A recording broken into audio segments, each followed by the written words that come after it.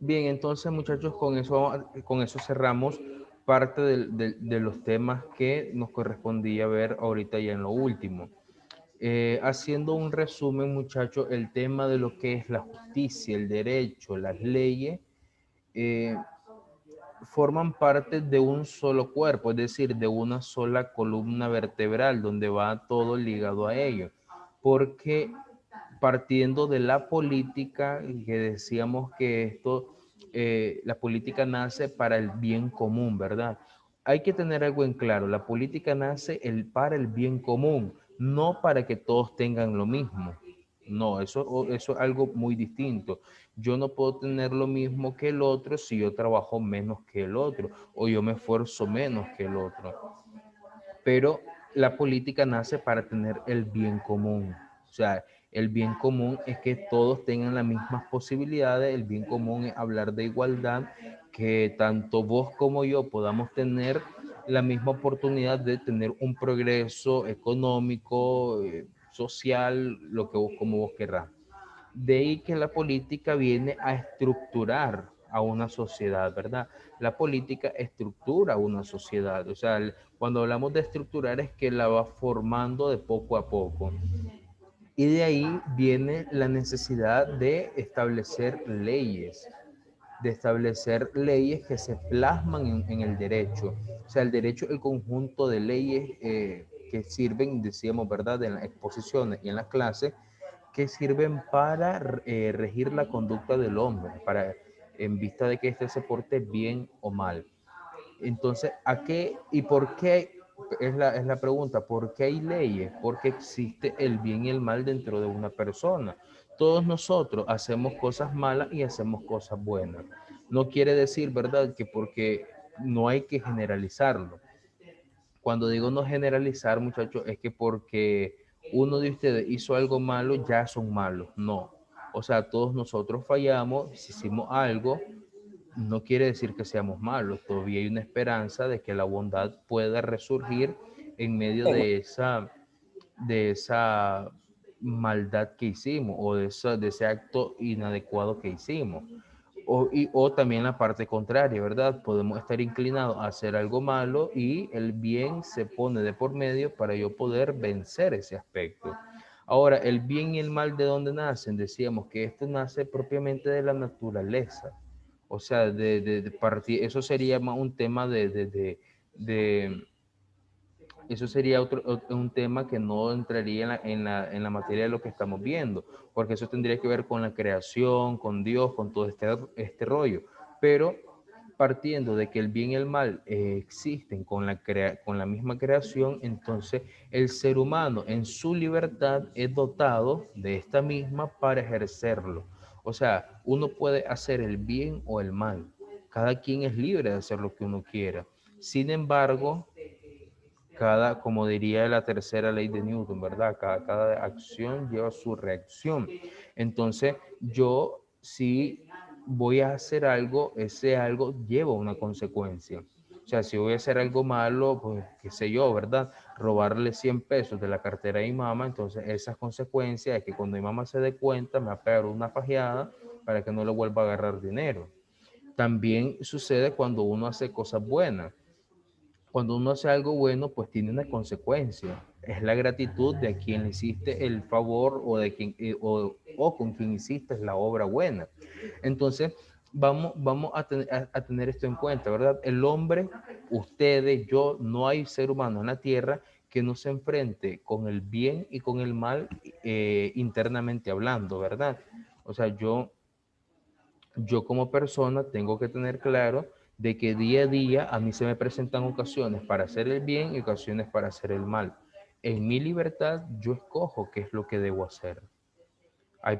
O sea, y aquí obviamente podemos tener muchas cosas en cuenta, ¿verdad? La persona que cree en Dios, que va a una iglesia, todavía tiene un compromiso mayor.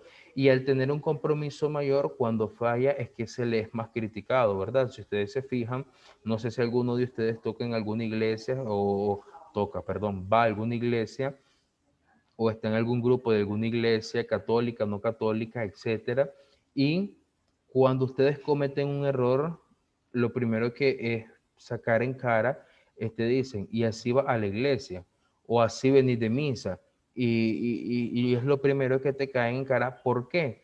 Porque conlleva tener una mayor responsabilidad, y cuando fallamos, que es natural fallar, viene y se critica por ese aspecto, ¿verdad?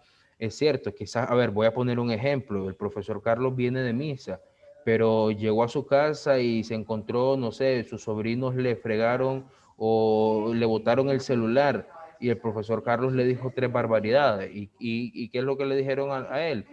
Ve qué barbaridad, y así venís de misa, o para qué fuiste a misa. Y entonces, es cierto, cometió un error, sí, pero no por ello quiere decir que ir a misa, ir a la iglesia no sirva de nada. Entonces, el tema no es religión. A lo que quiero llegar es que nosotros siempre vamos a tener ocasiones de hacer el bien y el mal. Eso es natural. Y vuelvo y repito, aunque nosotros caigamos en la tentación de hacer algo malo y lleguemos a ejercer ese algo malo, no quiere decir que somos malos. O sea, todos tenemos una posibilidad de mejorar. El hombre que roba, el hombre que mata, el hombre que, no sé, lo que sea, ¿tiene una posibilidad? Sí, tiene una posibilidad. Pero obviamente, si cometió un crimen, tiene que pagarlo ante la ley. Hay crímenes que ya no se pueden pagar, por ejemplo, cuando se quita la vida de una persona. Obviamente ese crimen no se puede pagar, pero el hombre tiene una oportunidad de, de asumir la responsabilidad de su delito y después volverse a reintegrar en la sociedad. Pero vuelvo a esto mismo, ¿verdad? Nosotros vemos cómo todo se va formando, la política nace para el bien común va formando la sociedad, en la sociedad se establecen derechos para plasmar leyes y que se cumplan por medio de la justicia. La justicia es la que nos lleva, ¿verdad?, a la práctica de las leyes, a la práctica correcta de las leyes. Por eso nosotros, muchachos, debemos de tener en cuenta, perdón, en la práctica del bien. Cuando, cuando nosotros tengamos, claro, ustedes a medida que a medida que el ser humano va creciendo, las responsabilidades cambian. Obviamente a ustedes ahorita, a ninguno de ustedes se les va a presentar una oportunidad para vender drogas, todavía no. Pero el día que ustedes ya sean jóvenes, que estén, qué sé yo, en una universidad, por ejemplo, en la universidad nadie les va a andar limitando a que no fumen, a que no tomen ni nada, ya iba a ser responsabilidad de ustedes. O sea, cuando yo estuve en la universidad, tenía compañeros que fumaban marihuana, que consumían otro tipo de drogas, que consumían licor, y era que el rollo, pues, ellos en su mundo y yo en el mío, pues, porque yo no tomaba, pero ¿qué era lo que yo notaba? Que cada quien era libre de hacer lo que quiere y nadie te anda diciendo nada. Entonces, hay que tener algo en cuenta, ¿verdad? La libertad. Nosotros a veces por libertad tendemos a creer que hacer lo que yo quiero. No sé si con ustedes la vez pasada leíamos el concepto de libertad, porque a veces, vuelvo y repito, considero que nosotros por libertad entendemos algo como que yo puedo hacer lo que quiera. Y quizá en parte tienen razón, pero no, digo en parte porque no siempre, no siempre así, la libertad no es hacer lo que yo quiero. La libertad, y yo creo que se los leí a ustedes, decía que es la facultad, un derecho que yo como persona tengo para elegir de manera responsable mi propia forma de actuar dentro de la sociedad. O sea, la libertad no es hacer lo que yo quiero, la libertad es actuar de una forma responsable dentro de la sociedad. Porque si hablamos de libertad, si hablamos de libertad, entonces yo puedo, por mi libertad, yo puedo quitarle la vida a alguien. Y si hablamos del concepto que nosotros tenemos, ¿verdad? De que la libertad es hacer lo que yo quiero, entonces en esa libertad que yo tengo de hacer lo que yo quiero, puedo quitarle la vida a alguien, puedo quitarle sus bienes a alguien, robarle a alguien, puedo, no sé, o sea, si hablamos de la libertad como un permiso de hacer lo que yo quiero, entonces que no hay en leyes, porque cada quien va a hacer lo que quiera, porque es libre. Pero no, ¿verdad? Decíamos que la libertad es un derecho que yo tengo, una facultad que como persona tengo para elegir de manera responsable mi forma de actuar, ¿verdad? Con respecto a mi sociedad. Eso es libertad. O sea, yo tengo libertad para expresarme, para hablar, para pensar distinto, para actuar de una forma distinta. Entonces, eso, o sea, esa libertad yo la pongo en práctica. Pero vuelvo y repito, libertad no es hacer lo que yo quiero. Libertad no es que como yo quiero, y a ustedes les va a pasar, ¿verdad? Digo les va a pasar porque siempre cuando uno entra en la etapa de la adolescencia, al llegar a la juventud, presenta y una inquietudes de querer saberlo como un cigarro, de querer probar una cerveza, de querer saber a qué se siente fumar marihuana, de querer saber que se siente, qué sé yo, todos los mil y un vicios que puedan existir. Entonces, es normal, ¿verdad? Uno no se asusta de que uno de ustedes sientan, y ustedes tampoco se asusten de que sientan ganas a ver, de probar, qué sé yo, el ron. O sea, eso es normal. Pero volvemos al mismo tema, ¿verdad? Si uno dice que en mi libertad yo puedo consumir licor, todo el licor que yo quiera, entonces yo voy a ir, qué sé yo, a un bar o compro el licor y me fundo en licor. El problema es que después, si me toca manejar, puedo provocar un accidente donde yo pueda perder la vida o incluso provocarle la muerte a alguien más. Puedo puedo causar violencia dentro de mi propia familia. Fíjense que uno de los índices de violencia intrafamiliar que